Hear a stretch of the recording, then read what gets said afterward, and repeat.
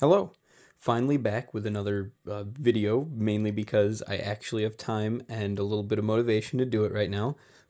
This is your first time seeing one of my isopod bins. It's quite large. I don't actually know the cordage, but I know that it is 24 by 18 by I believe 7.5. It's a much bigger upgrade than these old 12 by 12 by 4s that I had them in before. I tried filming videos with that. I never liked the way they turned out, so I just kept them hidden, away from sight. But this is my Armadillidium klugii Montenegro clown isopod colony. They're doing pretty well. Not an absolute boatload under... Oh, good night. That shadow is wonderful, isn't it?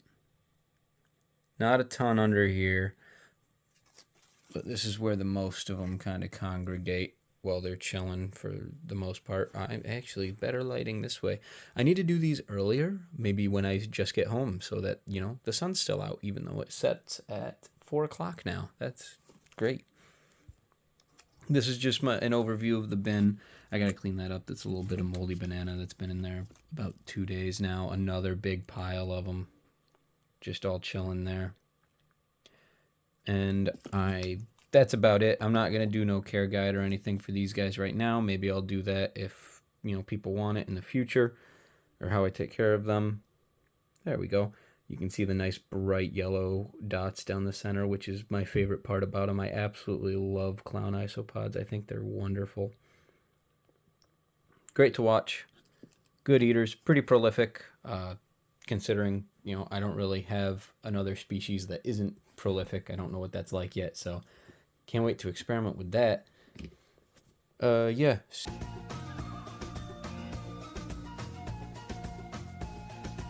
All right, here's the second species of isopods that I have. I only have 2 species of isopods right now. All my dwarf whites I've gotten rid of because they're not really a species I care to keep, considering the only reason I had them was for my leopard gecko tank, and they're already in there. So I gave away my isopod colony, or my dwarf whites. But this is my Porcellionoides prunosus.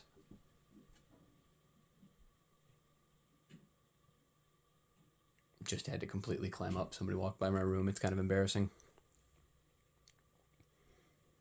But these are basically just powder pods at this point in here. So I have the powder orange, the powder blues, and then the Oreo crumbles in here. So just a big mixed bag of every species. Now these guys are unbelievably prolific. There's a ton of them in here. They're all buried throughout everywhere. I lifted this a second ago to check and see if it was worth showing, and they all left. But there's some of the Oreos, which are my favorite in here. I love like the really powdery white with the darker spots on them. But the powder blues are great. I absolutely love these guys.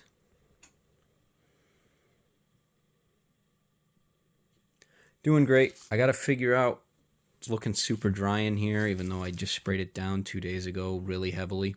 There's an orange. I get distracted a little too easy. But I still got to figure out temperament with all this. But look at this fish that they already ate down. Oh, lighting down to the bone, and I put that in there like 3 days ago. Love watching these guys do their thing and working and, just living, it's fun.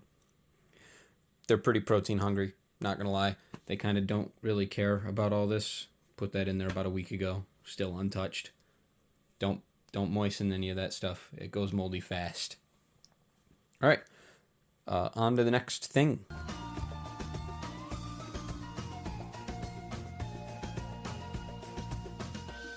Okay, so this is my colony of little Kenyan roaches. Don't know the scientific name for them. Don't ask. They're doing super well. You can actually see one of their little babies right there moving around. Oh, and then adult. Probably a female, because the males have wings, if I can remember correctly. Beside the point. But these guys are doing great. Unfortunately, they have been invaded by, I believe, Porcellio scaber, like the skirted rough isopod or something like that, because there was a ton. I've gone through a cull. I've killed most of them. You can see all the good night. My camera work is awful, but all the springtails are doing great in here. And then a bunch of those little guys wiggling around. I'm keeping these guys to eventually use as feeders for my dwarf species of scorpion and tarantula babies and whatnot.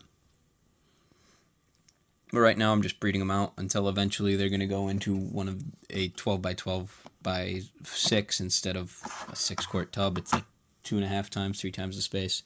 And I'll probably keep them in there long term and just feed them off to keep their... Oh, there's a good spot pile of them. To keep their population in check and sustainable without over exploding and there being way too many of them. Alright, might make this longer, might not, depends on how I feel, because I've got a few more things to talk about. If not, if you have any questions, obviously comment. If you liked it, or if you want to see anything else, like the video. If you want to see anything else, let me know. I think I'll just leave that as my little colony tour, kind of. I need to figure out how to do this. Oh, you're just staring at absolutely nothing. Maybe while I talk, look at this sick mantis enclosure. Oh, I just dropped a Bob Ross magnet. Yeah, I made this for my guy about one day before he passed away. He did live his whole life. He didn't die out of nowhere. I was expecting it, but I was hoping he made it like another couple weeks so I could see how he fit and how he traveled in this, just to see how it worked for maybe another mantis, to see if those platforms gave him enough space to molt, even though, he didn't have a molt left. But, yeah, that's pretty much it. Let me know if you liked, let me know if you hated it. Let me know if you liked it, let me know if you hated it. Let me know if you don't care. All right, that's it.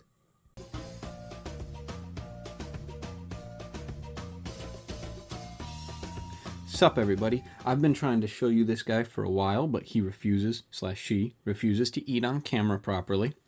So I'm going to try filming a rehouse. Got my cup handy. Paintbrush to coax her out.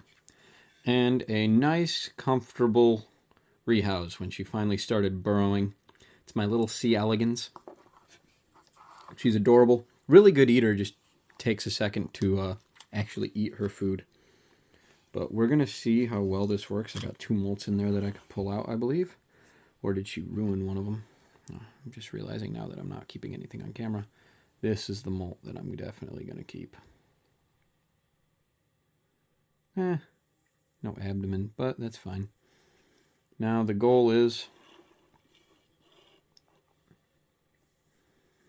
get her out and in.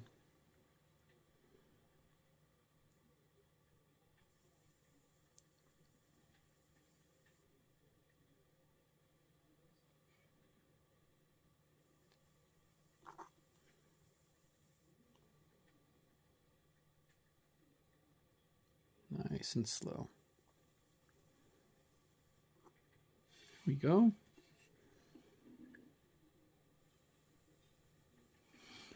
There. Now she's got ample room to dig. Nice little spot for her. Got this little 40 liter drum, or 4 liter, something. Nah, it's not 4 liter. 40 milliliter probably. Drum vial. I didn't just squish her, did I? Oh, there she is. Okay. Now my camera's having a little bit of trouble focusing. There we go. My little heart butt. And yeah, I'll probably tack this on top of my Isopod tor. Tor. There's only 2 species in there, and then